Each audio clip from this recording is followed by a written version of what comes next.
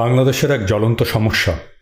পদ্মায় সেতু হয়েছে, কিন্তু ফারাক্কা আমাদের পদ্মাই শুকিয়ে ফেলেছে।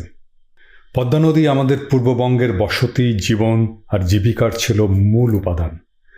ফারাক্কা এই মরণ ব্যারেজের কারণে আমাদের নদী নির্ভর জীবন, ভূপ্রকৃতি একেবারেই নষ্ট হয়ে গেছে।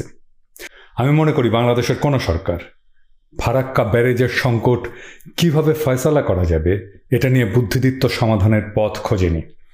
এক পক্ষ ভারতের কাছে আরেকটু পানির জন্য ধর্ণা দিয়েছে, আর এক পক্ষ ফারাক্কা ব্যারেজের ওছিলায় ভারত বিরোধী রাজনীতি করে গেছে, সমাধানের পথ খোঁজেনি।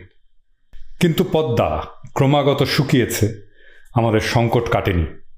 মেধা আর কৌশলের যুগপথ প্রয়োগে আমরা যে সমস্যা অনেক আগেই সমাধান করতে পারতাম, সেটা আমরা করতে ব্যর্থ হয়েছি। কিভাবে এই সমস্যার সমাধান করা যাবে সেটা খুঁজে দেখার জন্য আমরা